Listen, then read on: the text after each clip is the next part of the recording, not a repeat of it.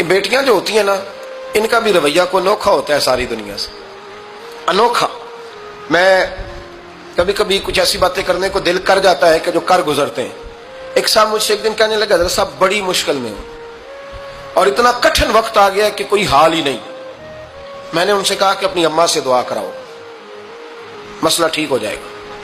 کہنے لگا اماں تو انتقال کر گئی۔ تو میں نے کہا بہن سے دعا کراؤ۔ کہنے لگا بہن دور رہتی ہے۔ تو میں نے کہا پھر بیٹی سے کرا لو۔